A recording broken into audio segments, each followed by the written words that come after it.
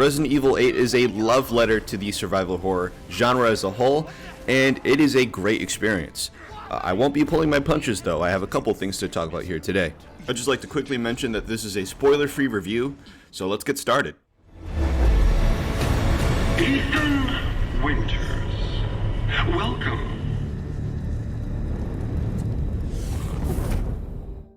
What's important to note is that Resident Evil Village is a direct sequel to Resident Evil 7, and it's the latest game in the timeline so far. Resident Evil 8 shares the same perspective and protagonist from Resident Evil 7, that being first-person view and Ethan Winters respectfully. That's pretty much where the similarities end. Resident Evil 8 is a completely different experience from 7, and in my opinion, it's a great big step in the right direction. With some caveats, of course.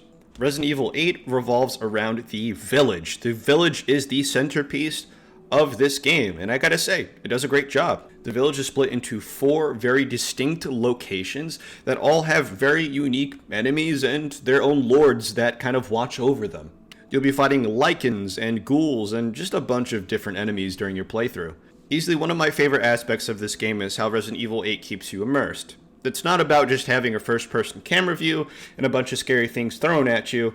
It's about the game world and your environment and how you pay attention to that.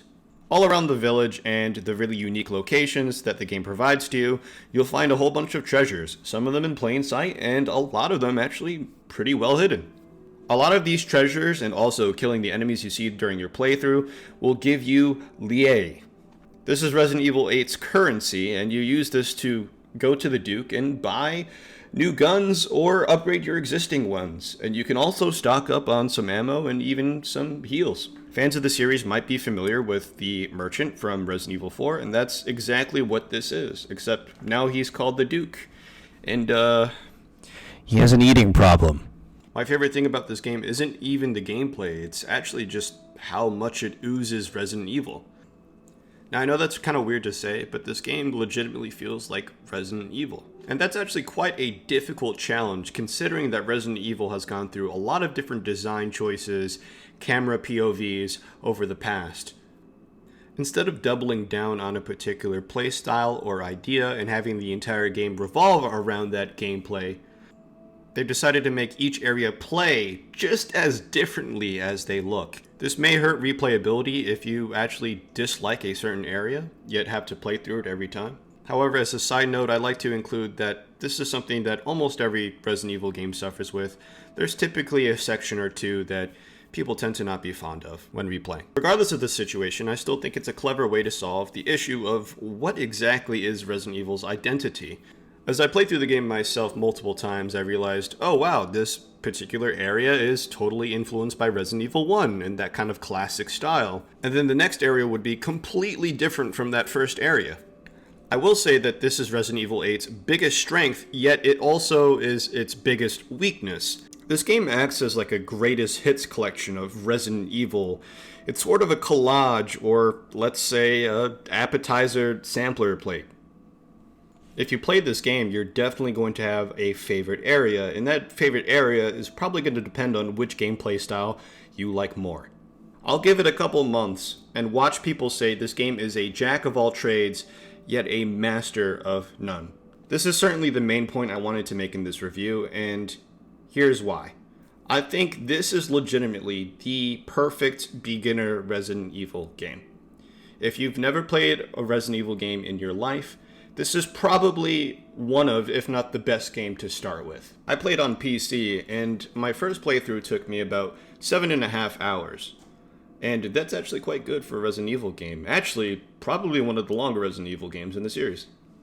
Resident Evil Village is a great experience, and I encourage newcomers and veterans alike to give it a shot and see if you like it. From a series veteran, you can definitely tell that this game takes a lot from the previous installments, especially Resident Evil 4. If you look at sort of certain motifs and just the merchant and some of the type of action-oriented choices that they decided to take, I'd say after the 30-minute mark, I truly believe that this game spread its wings and became its own identity, its own product. It does rely on some typical tropes from the survival horror genre, but literally, what do you expect from a game that pretty much started it all? This time they are used to support an amazing cast of characters and an incredibly engaging story. Would I suggest Resident Evil to you?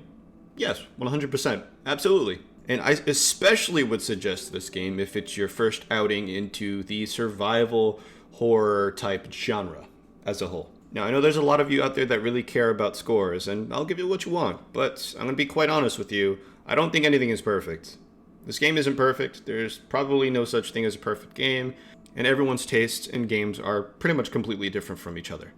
So, with that being said, I give Resident Evil 8 a 9 out of 10. Now, for my Resident Evil vets out there, I want you to talk to me for a second. Down in the comments below, I definitely want you to put your favorite part of Resident Evil Village, if you played it, and also your favorite Resident Evil game. I kind of want to do a little study. My personal favorite part was the castle, and that's really because it gave me the old school Resident Evil vibes that I've been craving for quite a long time now. Also, if you guys enjoy the review and want to see more gaming content, feel free to like, put a comment down, or even subscribe if you want to see more from me in particular. I pretty much just started content creation and I really want to find my groove in this space because it's something I thoroughly enjoy. But until next time, I hope you guys stay safe and I'll see you later.